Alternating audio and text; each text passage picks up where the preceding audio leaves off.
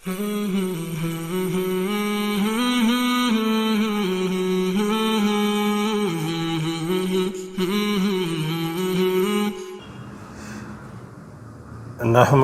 نصلی علی رسولہ الکریم، اما بعد فاعوذ باللہ من الشیطان الرجیم، بسم اللہ الرحمن الرحیم۔ محترم ناظرین، السلام علیکم ورحمۃ اللہ وبرکاتہ۔ ہمارے آقا صلی اللہ علیہ وآلہ وسلم کا فرمان ہے کہ سلام کو عام کرو اور لوگوں کو کھانا کھلاؤ، یہ بہترین عمل ہے۔ یعنی سلام سب کو کرو، چاہے کوئی جاننے والا ہو یا نہ جاننے والا ہو، سب کو سلام کرو اور لوگوں کو کھانا کھلاؤ، کہ یہ بہترین عمل ہے۔ اور ارشاد باری تعالی ہے سورہ دہر میں، اللہ تعالیٰ کا فرمان ہے سورہ دہر میں، وَيُطْعِمُونَ الطَّعَامَ عَلَىٰ حُبِّهِ مِسْكِينًا وَيَتِيمًا وَأَسِيرًا انما نطعمکم لوجہ اللہ لا نرید منکم جزاء ولا شکورا، جس کا ترجمہ ہے، اور باوجود یہ کہ خود ان کو طعام کی خواہش ہو اور حاجت مندوں، فقیروں، یتیموں اور قیدیوں کو کھانا کھلاتے ہیں، اور کہتے ہیں خالص خدا کے لیے کھلاتے ہیں، نہ تم سے عوض کے خواستگار ہیں، اور نہ الحمدللہ نحمدہ نصلی علی رسولہ الکریم، اما بعد فاعوذ باللہ من الشیطان الرجیم، بسم اللہ الرحمن الرحیم۔ محترم ناظرین، السلام علیکم ورحمۃ اللہ وبرکاتہ۔ رمضان کے روزوں کی قضا اور اس کا وقت۔ رمضان میں رہ جانے والے روزوں کی قضائی کے بارے میں اللہ تعالیٰ کا ارشاد ہے،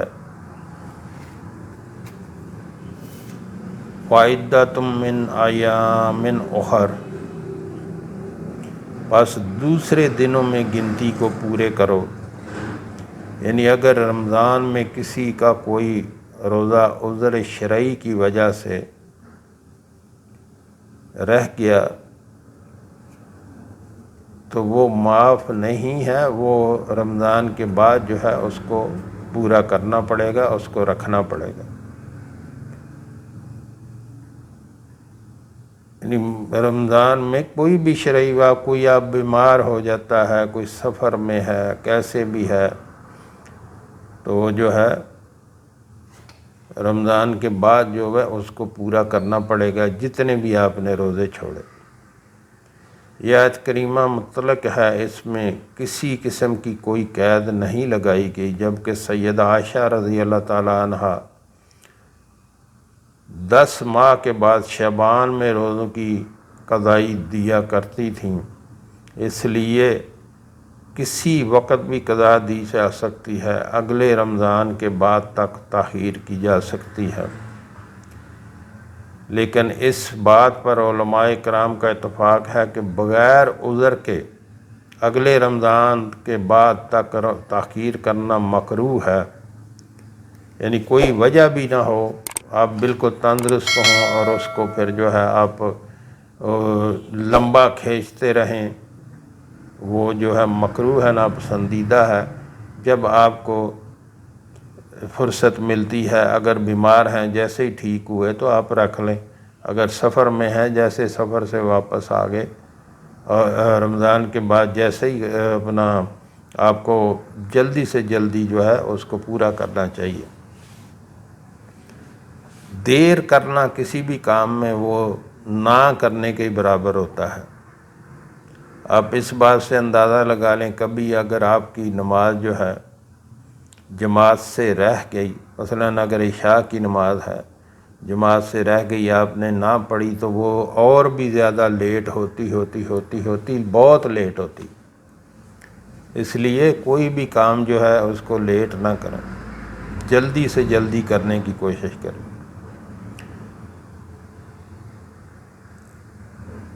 یعنی زیادہ تاخیر کرنا مکروہ ہے۔ یہ بات علیحدہ ہے کہ کئی آیات اور حدیث میں یہ رغبت دلائی گئی ہے کہ اس قسم کی ذمہ داریوں کو جلد از جلد پورا کر لینا چاہیے، کیوں زندگی کا کوئی پتہ نہیں ہے نا محترم ناظرین۔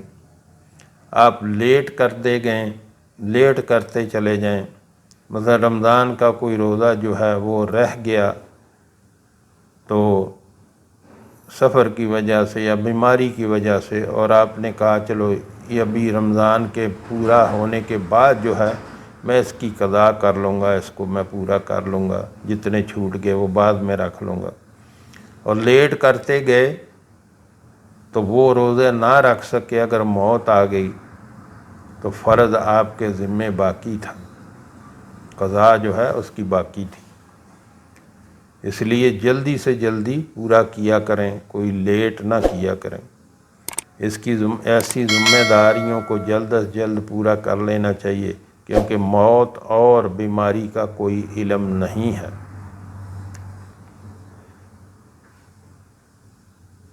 فاستبقوا الخیرات، پس تم نیکی کے کاموں میں سبقت سے کام لو۔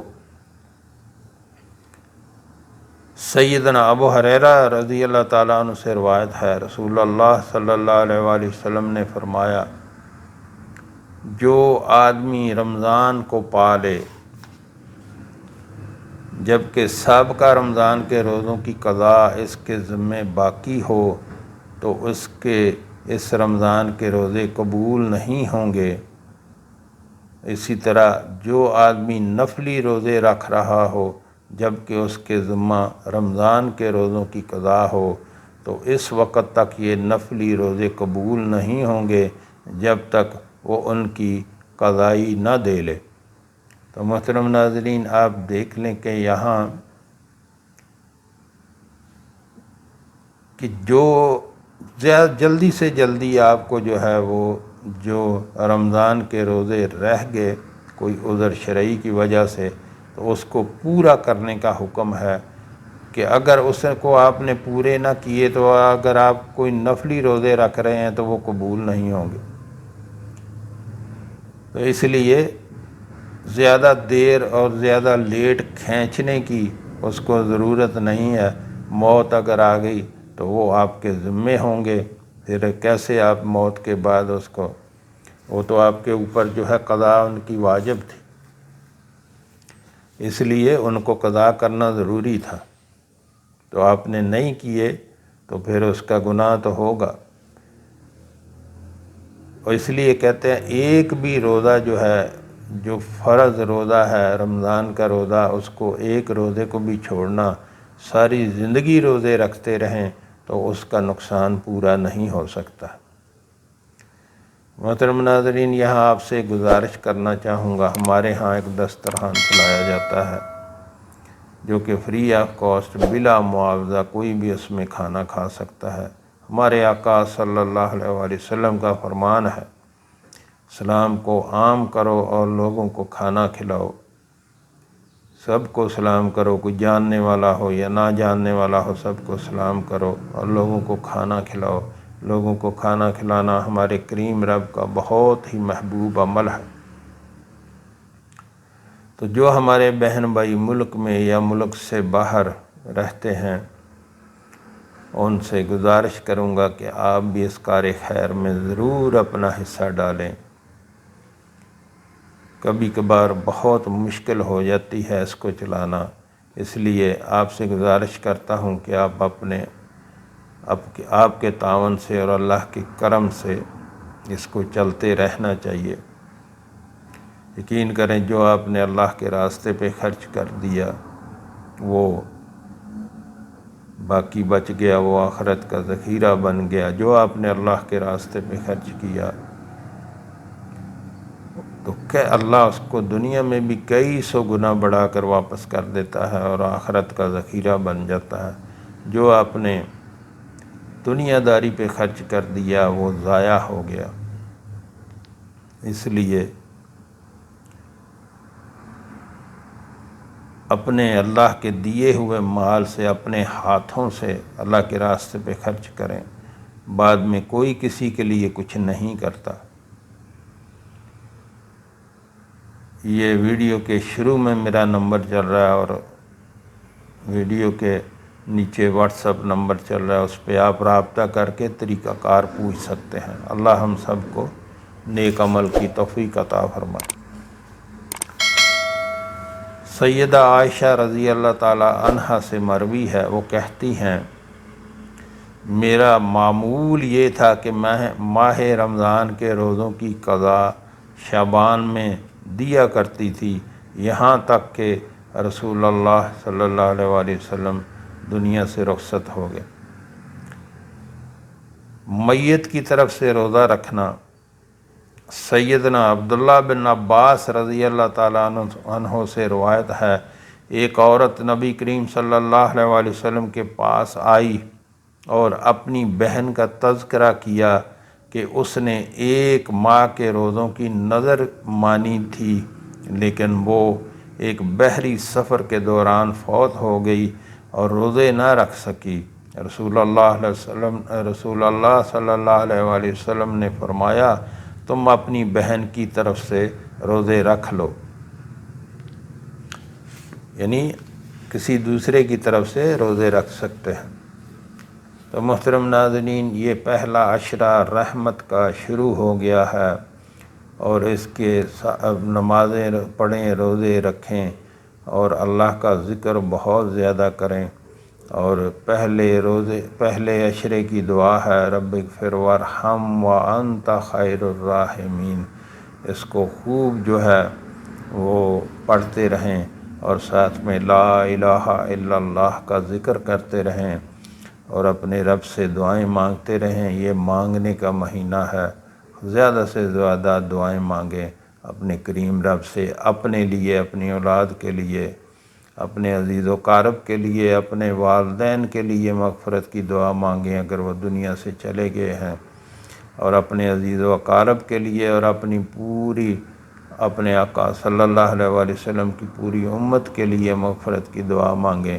یقین کریں یہ بہت ہی یہ وہ فضیلت والا مہینہ ہے، بہت سعادتوں والا مہینہ ہے، اس سے خوب فائدہ اٹھائیں۔ جو ہم نے پڑھا، جو ہم نے سنا، اللہ ہمیں اس پر عمل کی توفیق عطا فرمائے۔ وآخر دعوانا الحمدللہ رب العالمین۔